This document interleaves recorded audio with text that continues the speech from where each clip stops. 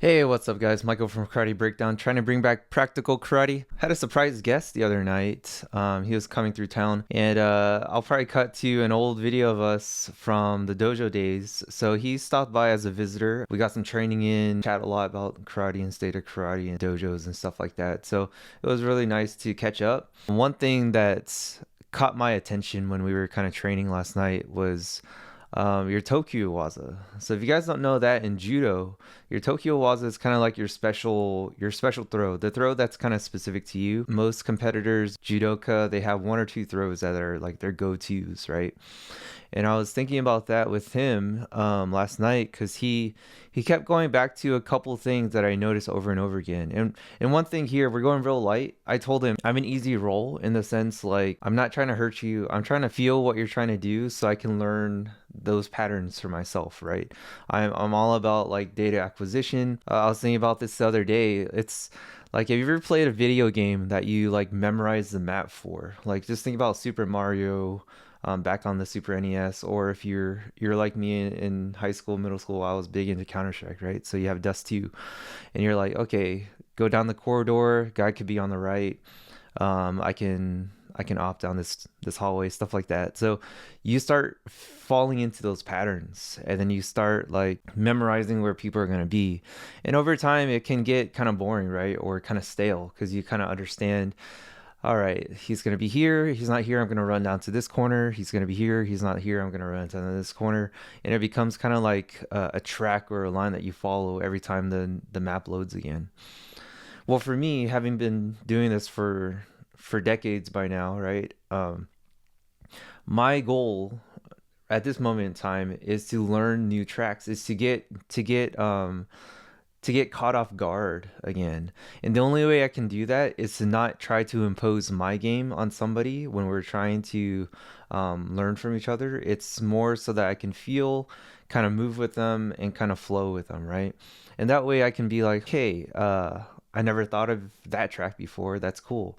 Or I've been in this situation before, but I've never seen it done like that, and that's cool. So those little moments when I'm training are kind of what I'm seeking, just because, as like I said, the more patterns you memorize, the more monotonous or the more recognizable they become, and the fun and it kind of zaps the fun out of it, right?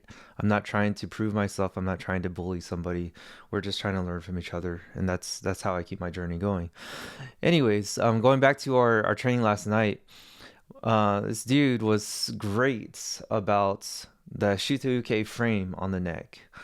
He was great about level changes, putting the forehead into my jawline to keep my posture up. He was great about getting that body lock with the figure four in the arm, the far side arm. Reminds me a lot like of headlock takedowns we used to do, where the person has a headlock on you, they're trying to punch you in the face, you wrap them behind the arm so that they can't punch you anymore, and then from there you do like a sit out or a sacrifice throw, right? So it's like those three, two, three, four things that he kept going to was super eye opening to me because I was like, hey, this defines your style, your expression of karate. And one other thing that's cool that he mentioned was like, he's a small dude or a skinny dude. He's tall. He's kind of lanky. So if somebody came underneath his center and picked him up, it'll be easy to do so, right? So he had a very defensive frame structure like style. And what's interesting with that too, that caught my eye was when you hear defensive, most of the time you think reactive, and it's like, hey, I'm gonna be defensive. I'm gonna like a boxer. He's a very defensive boxer, has good footwork, good head work, head movement, so that you can't strike him, right. But he has great eyes and great reaction time, so that you can dodge, so that he can dodge. Um, what I noticed last night was he had a an aggressive defensive style, and that's an oxymoron for a reason. The reason I say that is he locked into those positions that he was familiar with before I was able to execute any of my feelers, right? So before I could go for a single leg or before I could hug the hip, he already had that frame across the neck, waiting for my next move, and that's super interesting to me. And it goes back to what I started this video with, is the Tokui-Waza, right? What is the thing that you're most comfortable with that you can always rely on, always fall back on in moments of crisis, in moments of uncertainty? And that can be the thing that you develop and you specialize and you become the authority of in your circles, right?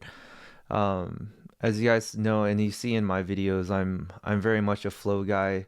I do have certain tracks I go to. I love the arm drag on the feet, on the ground. I love back takes, stuff like that. I love top pressure. But it's like what I, having been on the teaching side of things for so long, it's a good reminder to me that I need to also take as much as I give, or take more often than I give.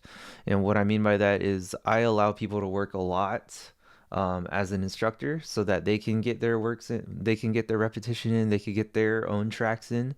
But it's a good reminder to me to work my own stuff again, or work my own stuff more often here and there, right? So it was great. It was eye-opening. It was nice exchange, no ego. That's exactly what I wanted. That's exactly how karate guys should act. Um, I always think of it as like it's an us against them mentality. It's not us against us. So them is the bad guy, the person trying to hurt us. So for us, we're trying to acquire skills, get as good as possible to defend ourselves, defend our family, protect others. So yeah, that's my little talk for today, a little self-reflection from training last night. You know, it was a nice little change of pace to my daily routine, so I appreciate it. And catch you on the next one. Train hard, fight easy. All right, I'm gonna one take this commentary just to fill up some of the audio space. So look, I love the head pushing into me. I tried to do a foot sweep there. I wasn't trying to do his upper body movement. And again, he wraps with the underhook, which is great. Wrist control on the far side. He tries to go for his own sweep here. But you'll see as I try to turn into him, he goes for a single leg there. As I try to turn into him, he immediately frames up my neck and his head goes underneath my jawline. What's cool here too was he was mentioning the traditional karate stances, the wide stances, and he actually utilizes them very well. There's a horse stance there. There again, frame against the neck. And as you guys watch more content like this, you guys will start recognizing these patterns. Again, shoot the uke across the neck. And of course, in a real situation, that's a strike, right? That's a stun. So that's a brachial stun that can cause me to momentarily, get a flash to my eye or put my posture back so that he can grab my waist again and take me down. So again, we start from a distance. I love his front stances here. Again, right back to that frame across the neck. And looking to keep his hips away from me, just like a traditional deep stance. And I'm really just moving, as you guys can see for me, I'm moving back and forth, right shoulder forward, left shoulder forward. I'm really just trying to feel where I can find an opening. And there he goes again, trying to go to my side. I try to duck down a little bit for a single leg. And I'm trying to get to his side again, so I'm going 2-on-1 with that arm. But again, look at that frame. It allows him to turn and face me. And then there's a clinch plumb behind the neck. Every time I try to clear that thing off of my neck, he has again, his other arm replaces. And then his arm again goes for the underhook with the far side wrist grip.